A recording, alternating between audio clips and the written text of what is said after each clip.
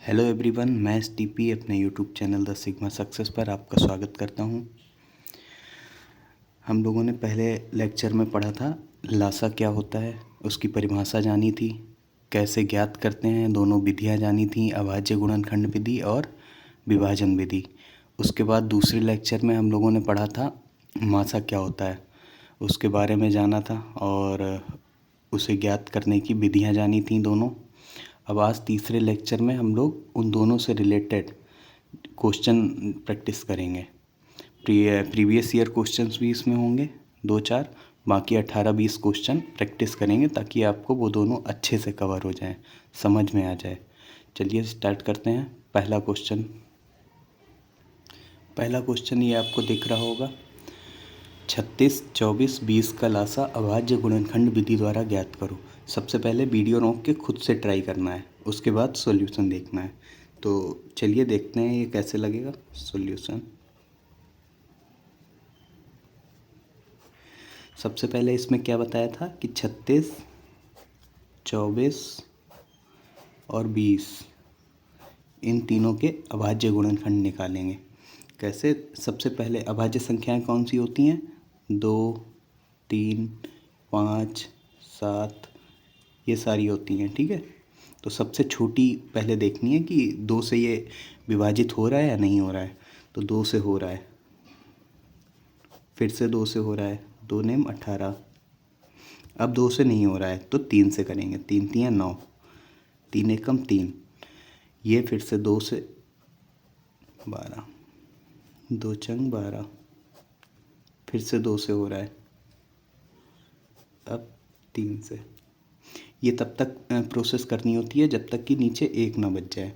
20 है, ये 2 से करेंगे तो 10, फिर 2 से करेंगे 5, अब ये 3 से नहीं होगा तो 5 से, 5 एकम 5। अब इन तीनों के फैक्टर लिखेंगे अलग। देखिए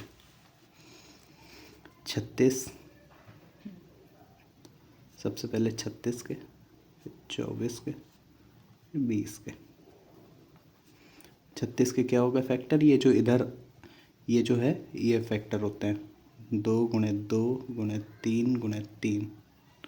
ठीक है, इसके बाद 24 के 2 गुणे 2 गुणे 2 गुणे 3, 20 के 2 गुणे 2 गुणे 5। अब इसमें क्या बताया था, याद है ना, कि हाईएस्ट पावर लेनी है हम लोगों को। तो इसमें देखो, पहले इसको ऐसे लिख लेंगे पावर में, 2 की पावर 1 2, तो 2 की पावर 2 गुणा 3 की पावर 2 गुणा 5 भी है इसलिए 5 की भी पावर लेंगे। 5 नहीं होता तो कोई ज़रूरी नहीं है 5 किलो, तो 5 की इसमें क्या हो जाएगी 0। जब कुछ नहीं है तो 0। क्यों? क्योंकि x की पावर अगर 0 है, x कोई भी नंबर है तो उसकी वैल्यू 1 होती है। 1 किसी से भी मल्टीप्लाई करो तो कोई फ़र्क नहीं पड़ता है, इसलिए 5 की पावर 0। इसमें 2 की पावर 3 गुणा 3 की पावर 1 गुणा 5 की पावर 0।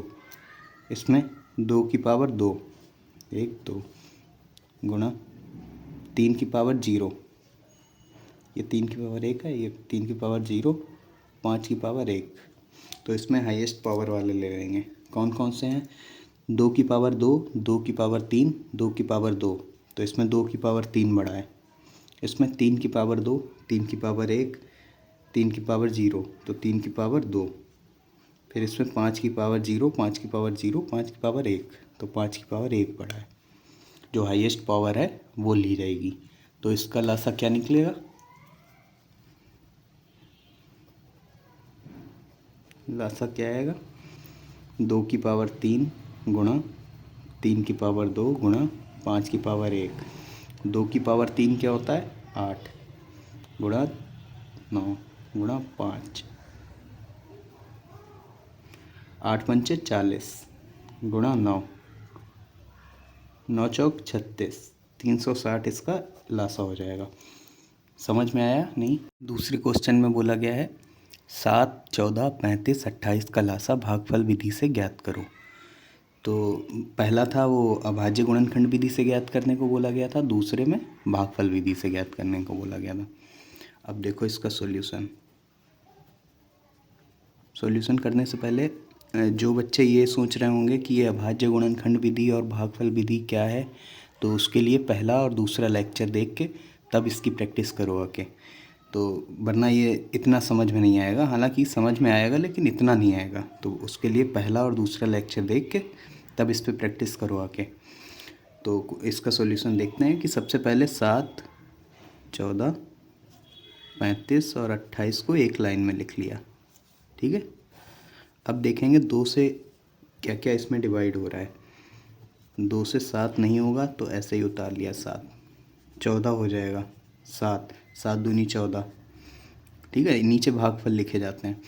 35 नहीं होगा तो 35 को ऐसे ही उतार लिया। 28 होगा तो 14 हो जाएगा। इसके बाद 2 से 2 सत्ते 2 सत्ते, ये बिल्कुल ऐसे ही उतार लिया जाएगा क्योंकि ये कटेगा नहीं, ठीक है। 35 भी नहीं कटेगा 2 से, ये 2 सत्ते 14। इसके बाद 5, क्योंकि 3 से भी ये कुछ नहीं कटेगा, ना 7 3 से कटता है ना ही 35 3 से कटता है। 5 से ट्राई करेंगे तो 5 से 7 तो नहीं कटेगा, तो 7 को ऐसे ही उतार लिया, ठीक है। ये वाला 7 भी नहीं कटेगा और 5 सत्ते 35 से ये कट जाएगा, तो नीचे बच्चा 7 7 7। अब 7 से ये कट जाएगा। ये प्रोसेस तब तक करनी होती है जब तक कि नीचे 1 1 ना आ जाए। तो इसका लासा क्या हो जाएगा, जो इधर साइड में ये फैक्टर आए हैं निकल के, यही इसका लासा होगा, इसका गुणनफल इसका लासा होगा। 2 गुणा 2 गुणा 5 गुणा 7, 5 दूनी 10 दूनी 20, 20 गुणा 7, 7 दूनी 14, 140, 140 लासा हो जाएगा। तीसरा क्वेश्चन है 15, 25, 35 का मासा अभाज्य गुणनखंड विधि द्वारा ज्ञात करें। देखते हैं, अभी तक लासा पूछा गया था 2 क्वेश्चन में, अब मासा का क्वेश्चन है। मासा मतलब HCF। इसमें भी सेम प्रोसेस है स्टार्टिंग में, है ना। 15, 25, 35 इन तीनों के अभाज्य गुणनखंड पहले निकालेंगे। 15 2 से नहीं कटेगा तो 3 से काटेंगे, ठीक है। 3 पंचे 15, 5 एकम, ये 5 से कटेगा, 5 पंचे 5 एकम, ये 3 से नहीं कटेगा, 5 से कटेगा, 5 सत्ते फिर 7 से, ठीक है। तो इसके फैक्टर क्या हो गए,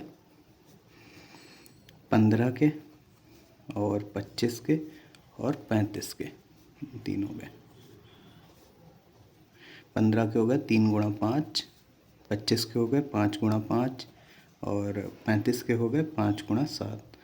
इसमें क्या करना था याद है, इसमें ये करना है कि जैसे LCM में हाईएस्ट पावर वाले लेते हैं, लेकिन इसमें जो कॉमन है बस वही लेंगे, वही इसका मासा हो जाएगा। तो कॉमन क्या है, 3 गुणा 5, 5 इसमें भी दिख रहा है, 5 इसमें भी दिख रहा है, 5 इसमें भी दिख रहा है, तो जो कॉमन है वही इसका मासा होगा, यानी HCF होगा। मासा क्या हो जाएगा, 5।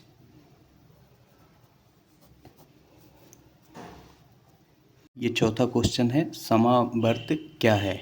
ये अति लघु में पूछा गया था, ठीक है। तो इसमें डेफिनीशन लिखनी है समावर्त की। तो समावर्त क्या होता है पता है आपको, नहीं? देखिए, जैसे एलसीएम होता है जो, इसका एक नाम होता है LCD, और HCF जो होता है उसका एक नाम होता है GCD, है ना। LCD का मतलब है, LCD का मतलब होता है लोएस्ट कॉमन डिवीज़र, और GCD का मतलब होता है ग्रेटेस्ट कॉमन डिवीज़र, ठीक है।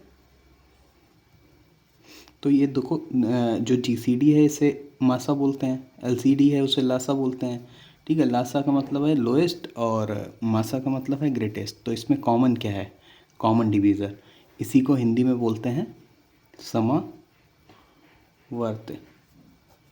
ठीक है। तो इसी की डेफिनीशन लिखनी है हमें। देखो सॉल्यूशन में इसी की डेफिनीशन लिखनी है। क्या होगी डेफिनीशन, वह संख्या अथवा व्यंजक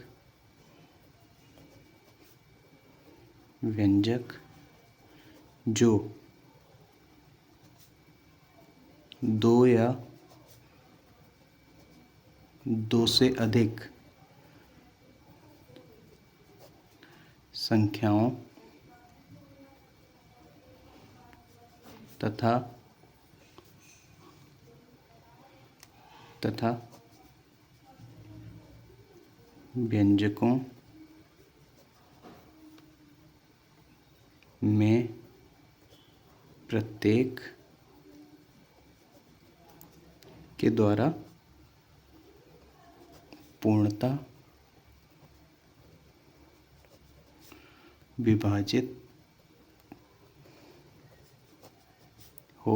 में प्रत्येक के द्वारा पूर्णतः विभाजित हो जाता है। दी हुई संख्याओं तथा व्यंजकों का समावर्त कहलाता है। ठीक है, वह संख्या अथवा व्यंजक जो दो या दो से अधिक संख्याओं तथा व्यंजकों में प्रत्येक के द्वारा पूर्णतः विभाजित हो जाता है। दी हुई संख्याओं तथा व्यंजकों का समावर्त कहलाता है। यही इसकी डेफिनेशन है, किसकी? समावर्त की।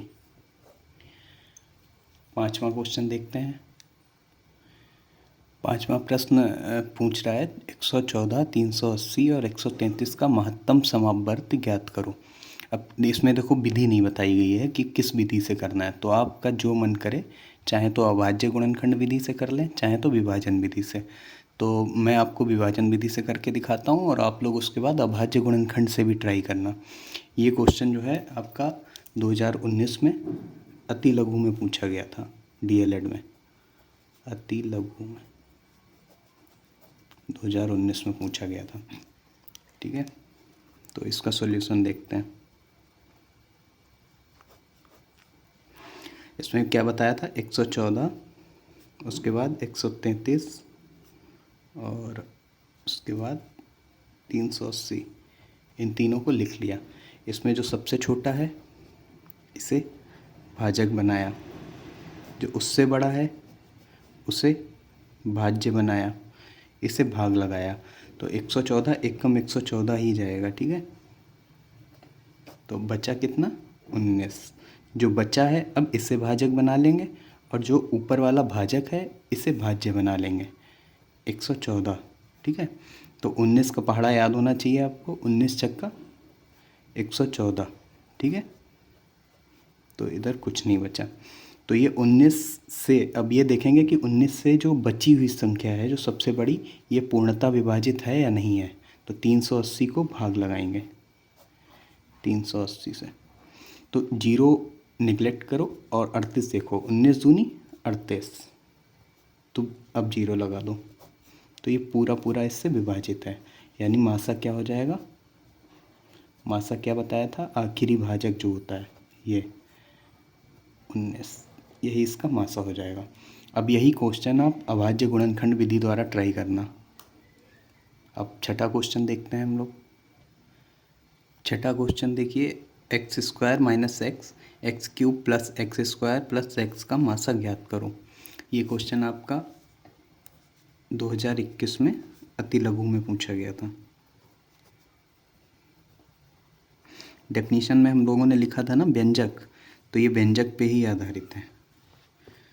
तो देखिए बीजीय अक्षर है ना, व्यंजक नहीं, बीजीय अक्षर, इसको बीजीय अक्षर बोलते हैं। ये जितने हैं ये बीज गणित में यूज़ होते हैं, x, y, z वगैरह। तो अब देखो इसका सॉल्यूशन कैसे करेंगे।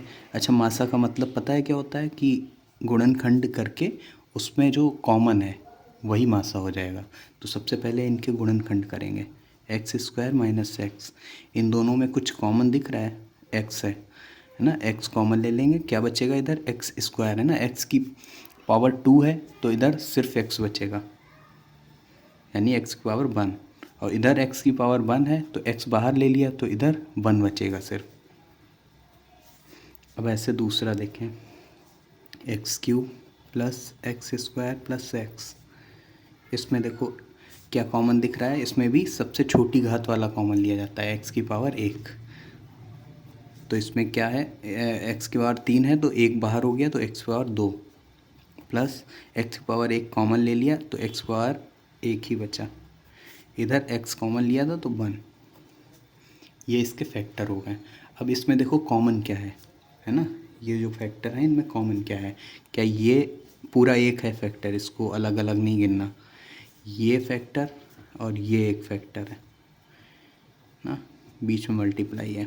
इनमें कॉमन क्या है, ये तो कॉमन दिख नहीं रहा है तो x कॉमन है ना, तो इसका मासा क्या हो जाएगा, मासा बराबर x। ठीक है, समझ में आया होगा आपको। क्वेश्चन नंबर 7 देखते हैं। क्वेश्चन नंबर 7 कह रहा है वह बड़ी से बड़ी संख्या ज्ञात कीजिए जो 25, 30, 55 को पूरा पूरा विभाजित करे। अब इसमें आप दिमाग लगाइए कि इसमें मासा पूछा गया है या लासा। तो मैं बताता हूँ आपको कि एक ट्रिक है ना, अगर आपको कहीं पे भी बड़ी से बड़ी संख्या बोला गया है तो समझ लेना मासा पूछा गया है, क्योंकि हाईएस्ट कॉमन डिवीज़र होता है वो। तो बड़ी से बड़ी अगर संख्या कहीं पे आए, बड़ी से बड़ी है ना, या मैक्सिमम पूछा जाए तो आपको मासा निकालना है। अगर छोटी से छोटी संख्या पूछी जाए या मिनिमम पूछा जाए तो आपको लासा निकालना है। ठीक है, अब देखते हैं इसमें बड़ी से बड़ी संख्या ज्ञात करनी है, यानी इसका मासा निकालना है। 25, 30 और 55 का मासा। तो 25 को भाजक बना के 30 को भाज्य बनाया जाएगा क्योंकि ये इससे बड़ी है। ठीक है, अब 25 एकम 25 बचा 5, 5 जो शेषफल है उससे भाजक बना दिया जाएगा और ऊपर वाले भाजक को भाज्य बना दिया जाएगा। 5 पंचे 25 पूरा पूरा डिविजिबल हो गया। तो यहाँ पर जो लास्ट भाजक है ये 5। अब ये चेक करना है कि ये बची हुई संख्या को पूरा डिविजिबल करता है या नहीं। 55 को 5 गुणे 11 55 होता है, तो ये पूरा पूरा डिविजिबल है। तो इसका मासा क्या हो जाएगा, 5। अतः वह बड़ी से बड़ी संख्या 5 है जो 25, 30 और 55 को पूरा विभाजित करेगी।